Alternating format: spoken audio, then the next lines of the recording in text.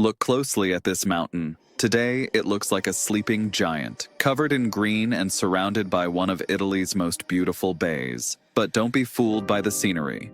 This is Mount Vesuvius. It is the most efficient assassin in European history, and in 79 AD, it starred in the apocalypse. Pompeii was not just any city. It was the crown jewel of the Campania region, a modern, wealthy, and bustling city with 20,000 inhabitants living at the height of the Roman Empire. The streets were busy. The wagon traffic was so intense that the wheels left deep grooves in the stones that we still see today. They lived well. They ate, drank, and celebrated. The city was full of bars, theaters, and brothels. Life pulsed on every corner, completely ignoring the monster beside them. The most frightening thing is ignorance. At the time, they didn't even know that it was a volcano. Mount Vesuvius had been inactive for so long that it was covered with fertile vineyards up to the top. But the earth tried to warn. Days before the end, wells dried up. The cattle became nervous. Small earthquakes cracked walls, clear signs that the magma was forcing its way out. The Pompeians, stubborn and accustomed to tremors, just fixed the cracks and continued. This normalcy was their death sentence. Morning of August 24th. The sun rose. The shops opened. The forum filled with politicians and merchants. The smell of fresh bread filled the streets. These breads are still there today, in the museums, burned but intact. The breakfast that was never finished. 1 in the afternoon, the world ended. A sonic boom tore the top off the mountain. It wasn't a slow river of lava, it was a supersonic explosion. A column of ash and stone rose 30 kilometers into the atmosphere. The writer Pliny described it as a Mediterranean pine tree, opening in the sky and blocking the sun. The day turned into night instantly. The darkness was total, broken only by the red flashes of volcanic static electricity. Then the bombing began. Pumice stones, light rocks, but hot, raining down in the millions. At first it looked like hail, but it didn't stop. People tied pillows to their heads to protect themselves. The noise was deafening. Roofs began to groan under the weight. Those who stayed at home made a fatal mistake. The stones piled up meters above the doors, blocking the exits, and then the roofs gave way, crushing entire families. Whoever fled to the street faced the unbreathable air. The ash entered the lungs, mixed with the humidity, and created a cement-like paste in the respiratory pathways. While Pompeii was being stoned, the neighboring city, Herculaneum, was experiencing a different horror. Being to the west, the wind spared it from the initial ash. The residents thought they were safe. They ran to the beach, hiding in boat shelters, waiting for rescue by sea.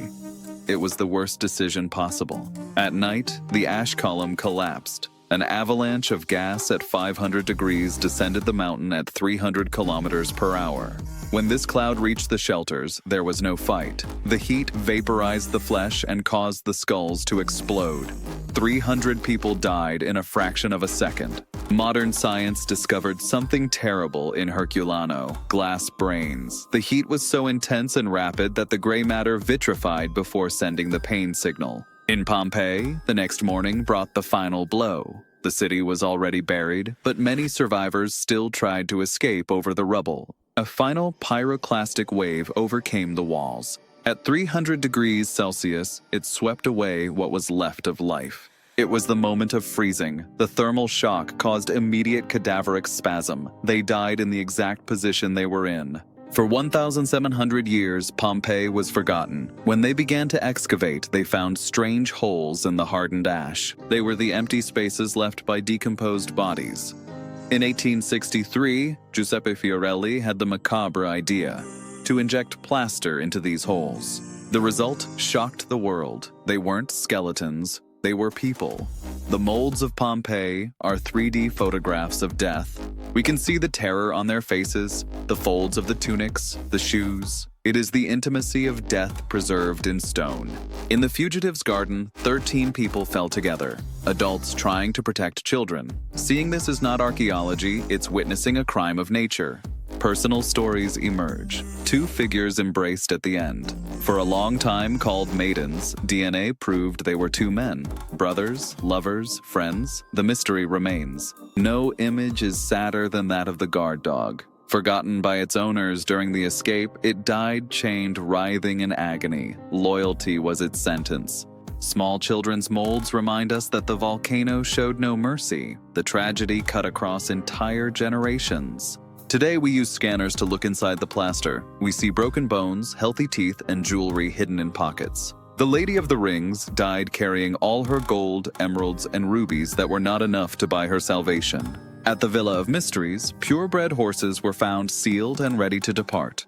The escape was prepared too late. Human greed has no limits. Soon after the eruption, thieves dug tunnels in the hot ash to steal from the homes of the deceased neighbors. But the city also speaks of life. The walls still shout, "Gaius was here, beware of the dog. Vote for me," the echoes of normality. The city's brothel is intact, with erotic paintings serving as the menu. Pompeii was a city of carnal pleasures until the very last second. Warehouses full of wine and olive oil show an economy that stopped at its peak. The wealth of Pompeii was, ironically, what kept many there until it was too late. Walking there today is disturbing. It's an open-air cemetery where you walk in someone's living room who died suffocated. At every corner, the view is the same. The murderer, Vesuvius, framed by the windows of the houses he destroyed. They extend their hands across the centuries. They are not just ruins, they are a warning. Because the nightmare hasn't ended. Look at Naples today. 3 million people live exactly in the same place. We built hospitals, schools, and houses on top of the old lava. The red zone of Vesuvius is the most populated volcanic area on the planet. The volcano is not dead, it is just sleeping, and scientists say that the longer the sleep, the more violent the awakening. The evacuation plan allows 72 hours to evacuate everyone. In a chaotic city like Naples, that's almost utopia. A new eruption today would not leave plaster molds. It would leave millions dead and an unprecedented humanitarian crisis in Europe. The volcanic ash is ground glass. It destroys airplane engines, collapses roofs, and cements lungs. We have technology that the Romans didn't have. Satellites, sensors. We will know when he wakes up. But the question is, will people obey? Panic can kill more than the volcano.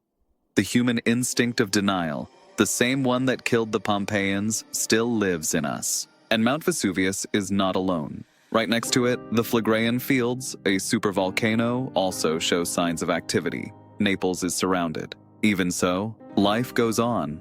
Adults and children stroll near the shadow of the volcano. Human resilience is, at the same time, our greatest strength and our greatest weakness. The volcanic solo is fertile. Yesterday's death fuels today's life. It is the eternal cycle that keeps us bound to this dangerous place. Looking at this plaster man with his head in his hands is looking at ourselves. He had dreams. He was afraid. He is you.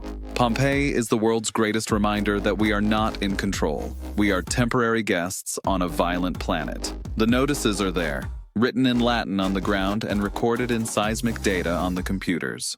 The volcano has accumulated pressure for centuries. The next explosion will not be a warning, it will be a sentence. When the sirens sound in Naples, the story of 79 will stop being in the past to become the present. Many pray to San Gennaro to stop the lava, but geology has no religion. It only has pressure and time. We treat the place as a tourist attraction, but it is a cemetery. Every stone here witnessed someone's last breath. Vanity remained. Wealth remained. Life was blown out like a candle in the wind. The volcano's timing is geological. To it, 2,000 years are just a blink of an eye. It is ready. And us? Pompeii is not about death. It's about interruption. It's about the coffee that cooled on the table while the sky was falling. If the story of the frozen city made you think about the fragility of life, follow us.